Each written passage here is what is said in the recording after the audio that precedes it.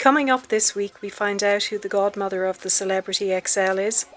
Royal Caribbean commences short cruises from Miami on one of its largest ships. In Europe, the MSC Europa has propulsion issues.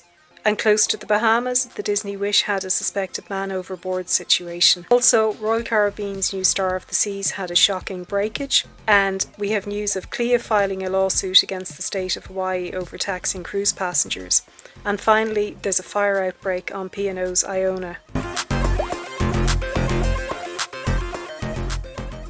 Welcome to this week's Cruise News Roundup, brought to you by the Solo Muster Drill. It's Sunday, August 31st, 2025. Last Monday started off a pretty busy week in the cruise world. So first up, we had news from Celebrity Cruises.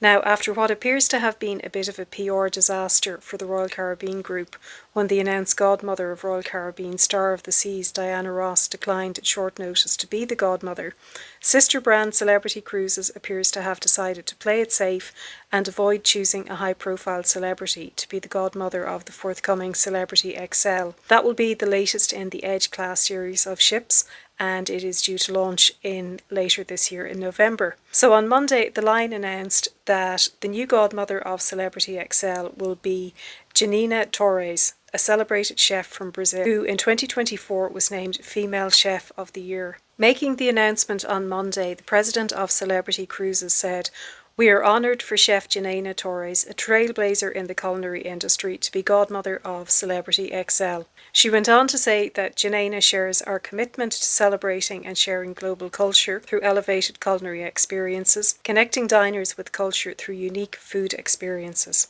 Chef Torres is the owner of an award-winning restaurant in São Paulo, and she's considered to be a leading figure in Brazil's culinary culture.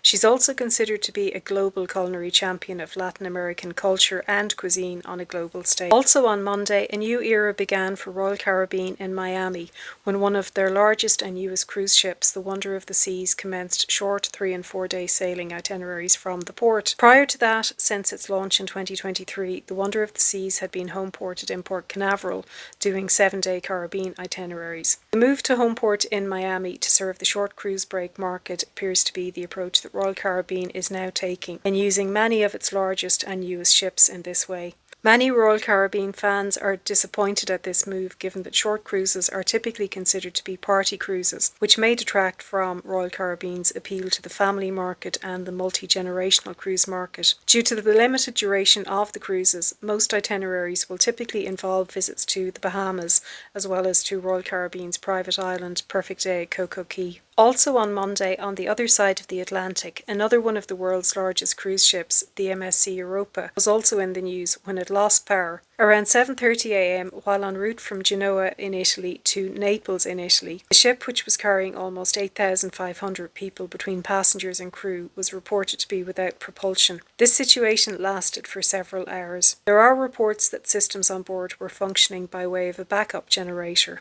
but critically it was the propulsion system which was not working. The degree of concern resulted in the Italian Coast Guard being dispatched, including by helicopter and by boat, and at one point it was anticipated that it may be necessary for the ship to be towed to Naples by tugboats. The ship and its passengers were not at any point in danger, and the propulsion issue was eventually resolved. The ship was able to proceed to Naples, however it did arrive almost 8 hours after its scheduled arrival time. On Tuesday, an unusual situation unfolded on the Disney Wish when there was a report of a person overboard. The ship was on a 4-day cruise from Port Canaveral to the Bahamas. It immediately altered course once the report was made in order to begin searching the water. Meanwhile, a full muster drill was undertaken in order to account for all passengers, and ultimately it was determined actually that all passengers and crew were safely on board. It appears that this was a case of a mistaken appearance, as the person overboard, or what was perceived to be overboard, was actually debris in the water. While the temporary alteration of course and the calling of all on board to their muster stations may have been a slight inconvenience and a little bit worrying, Disney Cruise Line went above and beyond in compensating passengers for this. They provided $150 onboard credit per stateroom. Also on Tuesday, an unexpected and unwelcome situation unfolded on Royal Caribbean's newest ship, the Star of the Seas, which was on one of its preview sailings. The situation that arose has become very prevalent over the past couple of months, as there have been multiple instances of glass or perspex glass on some of Royal Caribbean's largest cruise ships shattering and breaking. This occurred twice on Symphony of the Seas, and also recently occurred on the Icon of the Seas when a portion of perspex glass on a slide completely broke off from the slide. So on Tuesday, a panel of glass on a railing at the side of the Star of the Seas cracked and shattered in place. The area was quickly sealed off after this occurred, and no passengers were impacted or in the vicinity at the time. A temporary patch-up measure in the form of a solid panel has now been fitted.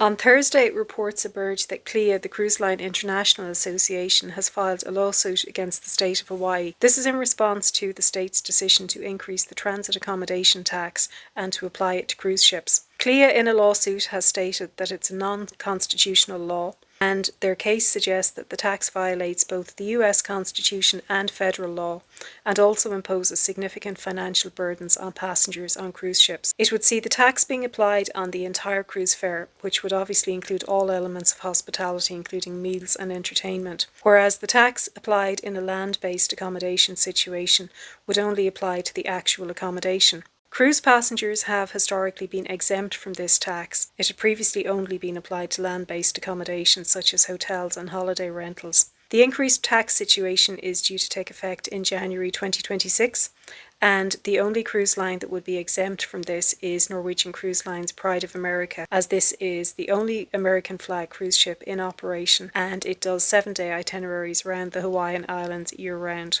The lawsuit filed by CLIA is essentially seeking to block the law taking effect on January 1st in 2026.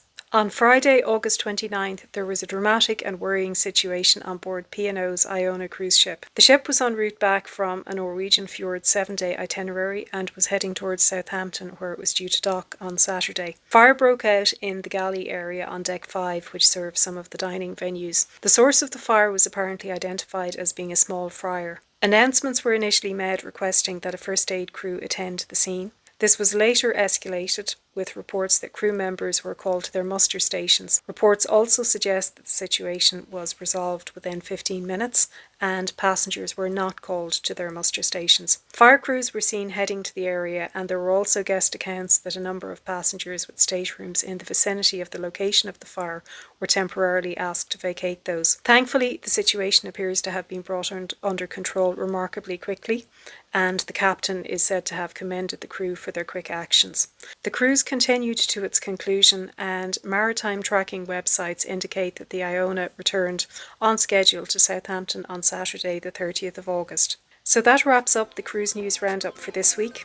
If you enjoyed this or found it useful, please do consider hitting the like button. And if you'd like to stay up to date on more cruise news or when my vlogs on cruises are coming out, please do consider subscribing. It would really mean a lot. For now, thank you so much for watching and have a good week.